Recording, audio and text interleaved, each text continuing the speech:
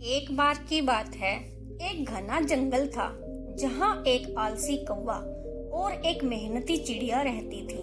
कौवा बहुत आलसी था, बिना मेहनत किए सब कुछ पाना चाहता था। जब चिड़िया खाना लाकर अपने घोंसले में रखती और फिर से खाने की तलाश में जाती, तो कौवा चुपके से आकर घोंसले में से सारा खाना खा जाता। जब चिड़िया वापस आती तो खाना ना पाकर बहुत दुखी हो जाती। कई दिन बीतने के बाद एक दिन चिड़िया ने कौवे को उसका खाना चुराते हुए पकड़ लिया। उसे जब कौवे की सच्चाई पता चली तो उसने उसे भगा दिया और कहा, तुम फिर कभी वापस मत आना। एक दिन कौवा आसमान में उड़ रहा था। उसने देखा कि चींटियां बहुत मेहनत से अनाज के दाने इकट्ठा कर रही थी। कौवा एक पेड़ की डाल पर बैठ गया और इंतजार करने लगा। चींटियों का झुंड अनाज लेकर अपने बिल की ओर जा रहा था।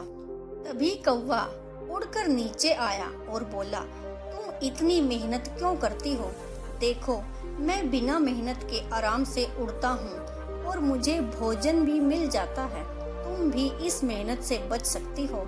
चींटियों की रानी ने जवाब दिया, हम इसलिए मेहनत करती हैं ताकि जरूरत पड़ने पर हमारे पास भोजन की कमी न हो, क्योंकि बिना मेहनत के कुछ नहीं मिलता।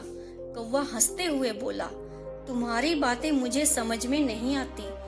मैं तो बिना मेहनत के ही भोजन पा लेता हूँ। मैं बस देखता हूँ और मौका पाते ही अपना पेट भर लेता हूँ। कुछ दिन बाद बारिश का मौसम आया। तेज बारिश से कौवे का घर टूट गया और उसे अब खाना मिलने में भी मुश्किल हुई। वो किसी तरह उड़कर चिड़िया के पास मदद मांगने गया, लेकिन चिड़िया उसकी धोखेबाजी से बहुत नाराज थी और उसने उसकी मदद नहीं की। वापस लौटते समय कौवे ने देखा कि चींटियां बारिश का पानी अपने घर में जाने से रोक रही थी। वो उनके पास गया और बोला, क्या मैं तुम्हारे साथ रह सकता हूँ? मेरा घर तूफान में टूट गया है। चींटियों ने कहा, हाँ, तुम हमारे साथ रह सकते हो और कुछ खाना भी खा सकते हो। कौवे को एहसास हुआ कि अगर उसने चींटियों के साथ भी धोखेबाजी की तो वह फिर कभी उसकी मदद नहीं करेगी। उसने कुछ सोचा और अपनी चोंच में कंकड़ उठा के लाने लगा। कुछ मेहनत के बाद कौवे ने कंकड़ों का एक बांध चींटियों के घर के सामने बना दिया, जिससे बारिश का पानी अब उनके घर में नहीं जा सकता था।